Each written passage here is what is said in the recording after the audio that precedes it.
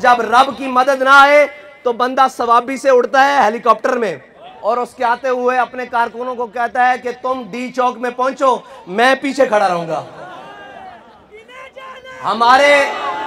हमारे कायद ने हमारी ये तरबियत की नहीं है। हमें ये कहने की जरूरत नहीं पड़ती कि आगे से रास्ता साफ करो। हम अभी मीलों पीछे होते हैं तो फतह का झंडा पहले वहां गाड़ दिया जाता है। मैं इसलिए बता रहा हूं आपको कि कभी अपनी गिनती के ऊपर नाज ना करना, कभी अपने मालो जर के ऊपर नाज ना करना। अगर हमें नाज है तो अल्लाह और उसके रसूल की नुसरत के ऊपर नाज है। हम इस यकीन से निकलते हैं कि हम तादाद में थोड़े हों, हम तादाद में चंद रह जाएं, लेकिन अल्लाह ताला हमें जलील नहीं होने देगा।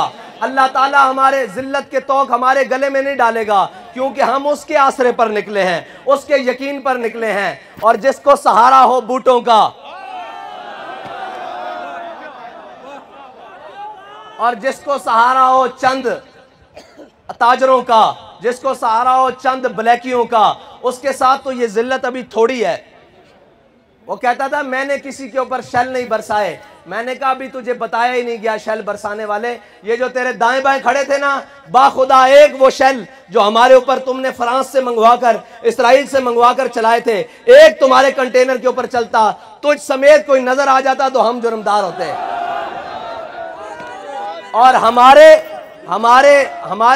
वो क्या कहते हैं, चे निस्बत खाकरा बालम पाक, हमारे कारकुनों की उसके कारकुनों से निस्बत, ये तो कोई ताल्लुक ही नहीं बनता ना, ये तो कोई चीज ही नहीं बनता। हम उसके कारकुन लैंड क्रूजर्स में बैठ के आए, एसी वाली गाड़ियों में बैठ कर आए और वो पेशावर मोड़ तक ना पहुंच सके, और हमारे कारकुनों के पाँव में जूतियां भी ना हो, सरों पर कपड़ा भी ना हो, और जनाब तन पर फटे हुए कपड़े हों, और खाने के लिए चावल जो शापर में हो, फिर भी वो हर गोली के सामने खड़े होकर कहते हैं, हर जालिम के सामने खड़े होकर कहते हैं कि सितमगर धरा हुनर आजमाए, तू तीर आजमा हम जिगर आजमाए।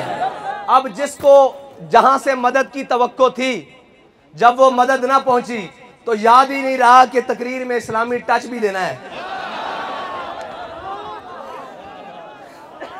जब इस्लामी टच देने की बात आई तो मैंने कहा याद रखना, इस्लाम टच से नहीं आता।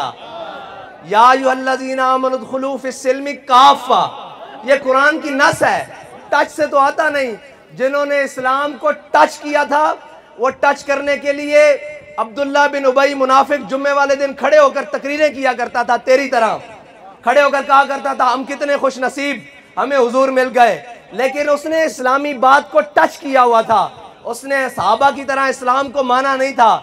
इसीलिए वो ग़ज़वा उहद की तरफ जाते हुए मकाम शौत, ग़ज़वा उहद मदीना पाक से 3 मील है, वो मकाम शौत 1.5 मील से वापस आ गया था। और जिन्होंने इस्लाम को उसी तरह माना था जिस तरह मेरे आका और मौला सल्लल्लाहु अलैहि वसल्लम ने फरमाया, उन्होंने कहा या रसूलल्लाह आप हमसे पूछते हैं बदर जाना चाहिए कि नहीं जाना चाहिए।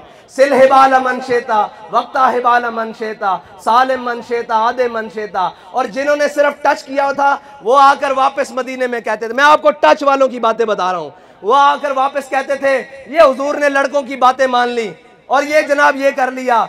हमारे लोगों को भी जिन्होंने सिर्फ टच किया हुआ था वो कहते हैं एक लड़के को अमीर बना लिया इन्होंने, वो मानता ही नहीं है किसी की।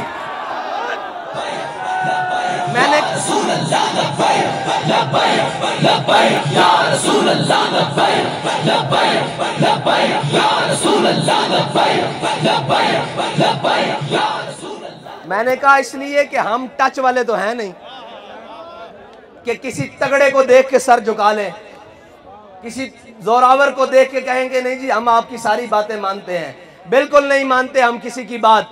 हम क्योंकि अमीरुल मुजाहिदीन की मजलिस में बैठे हुए हैं, और अमीरुल मुजाहिदीन की मजलिस वो मजलिस है जिसमें हमेशा अजीमत की बात हुई, जिसमें हमेशा इस्तिकामत की बात हुई।